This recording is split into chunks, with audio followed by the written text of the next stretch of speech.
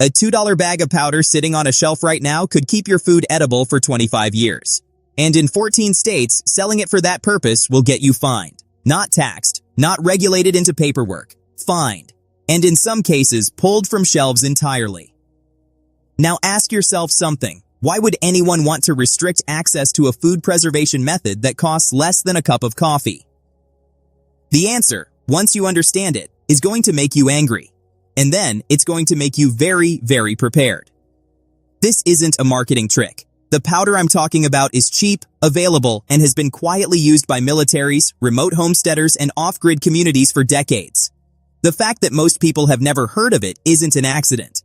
The shelf-stable food industry is worth over $85 billion a year. A $2 solution to the problem they're selling you? That's a threat. Stick with me here, because by the end of this, you're going to know exactly what this powder is, exactly how to use it, and exactly why the people selling you freeze-dried meal kits for $400 a bucket would prefer you never found out. Most American families throw out nearly $1,500 worth of food every single year. Not because they're careless, but because the system was never built to help them keep it. Think about what that number actually means. That's groceries for 2 months, just rotting in a drawer or going soft in a cabinet. And what's the solution the industry offers you? Vacuum sealers that cost $200. Freeze-drying machines that run $800 to $2,000. Mylar bags, oxygen absorbers, food-grade buckets, desiccant packs. It adds up fast. Don't get me wrong. Some of that stuff works, but the message embedded in all of it is the same. Preserving your own food is complicated, expensive, and you need their products to do it right. They've made helplessness feel normal.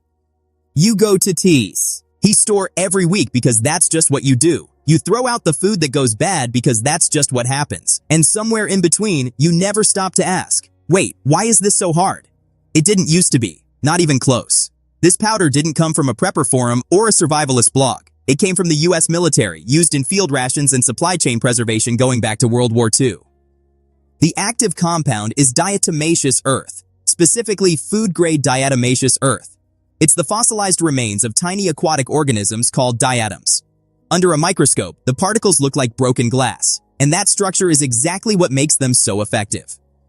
When you coat stored grains, legumes, rice, or dried goods with food-grade DE, those microscopic particles physically destroy the exoskeletons of insects and larvae that would otherwise devastate your stored food. It's not a poison. It doesn't leave a chemical residue. It works purely through mechanical damage, which means insects cannot develop resistance to it the way they do to pesticides. Here's where it gets interesting. Food-grade diatomaceous earth has been documented in agricultural use since the early 1960s. The USDA itself approved it for grain storage. Multiple countries stockpile it for exactly this purpose. And then, quietly, it started disappearing from mainstream food preservation conversations.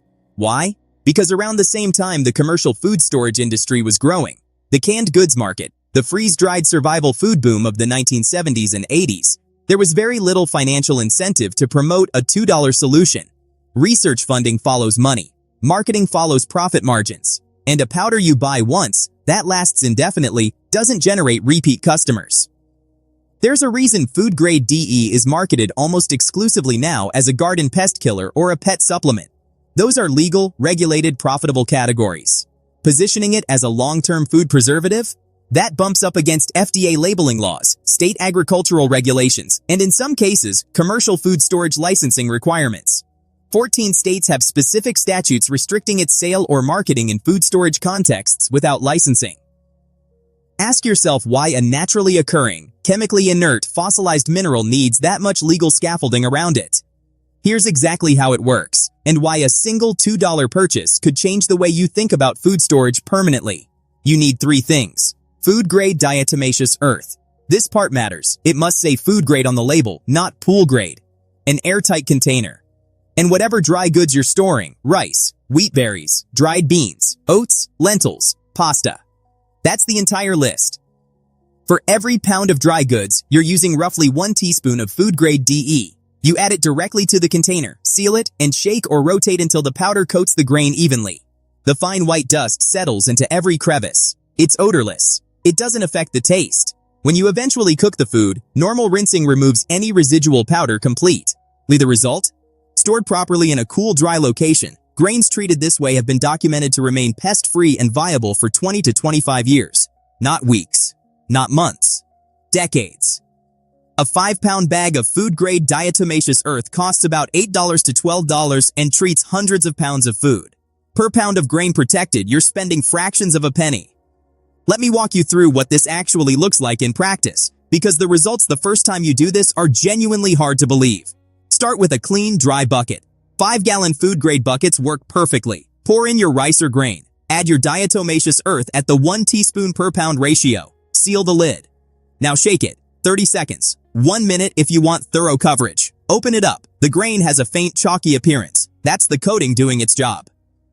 Reseal it. Store it somewhere with stable temperature. A basement, a root cellar, a closet away from exterior walls. Not in direct sunlight. Not somewhere with major humidity fluctuation.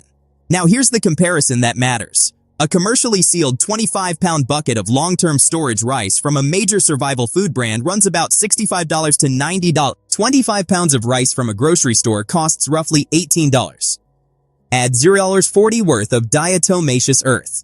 Store it in a bucket you bought for $2 at a hardware store. You've just replicated a 70-plus product for under $21. Scale that across a 3-month food supply for a family of 4, which most preparedness guidelines recommend. And you're looking at savings of $800 to $1,200 using a method that's been documented and effective for 60 years.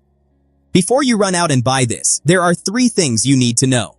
Not to scare you off, but because done wrong, you waste your money. 1. It must be food grade. Pool grade or industrial diatomaceous earth is chemically treated and is not safe for contact with food. The label will clearly state food grade. Don't improvise on this point. 2. Moisture ruins everything. Diatomaceous earth loses its effectiveness when wet. Your containers need to be genuinely airtight, and the grain you're storing needs to be properly dry before you seal it. If you're in a humid climate, consider adding food-safe desiccant packets as a secondary measure. 3. It protects against insects, not everything. Long-term storage still requires controlling temperature, light exposure, and container integrity. DE handles the pest problem, and that's the most common cause of stored food loss, but it works as part of a system, not a magic fix. The point is, you have options here, and now you actually know what they are. $2, 25 years, and the food industry loses billions the moment you figure this out. That's not an exaggeration. The markup on commercial long-term food storage products exists because most people don't know this method is available. Because the conversation around it was buried in regulatory complexity. Because it's a lot harder to build a business selling you something you only need to buy once. This knowledge didn't disappear. It was just deprioritized, labeled, regulated into obscurity. But it's still here. Do 2 things with what you learned today. First, try it. Buy a small bag of food-grade diatomaceous earth, treat 5 pounds of rice, and prove it to yourself. The investment is under $3. The result will speak for itself. Second, tell someone. Not everyone, just one person who'd actually use this. A neighbor, a family member, a friend who's been looking at those $400 emergency food buckets and wondering if there's a better way. There is.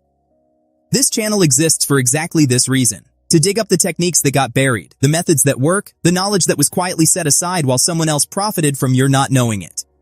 If that's the kind of thing you want more of, you know what to do. Because information is the one thing they can't put a regulation on. Not yet.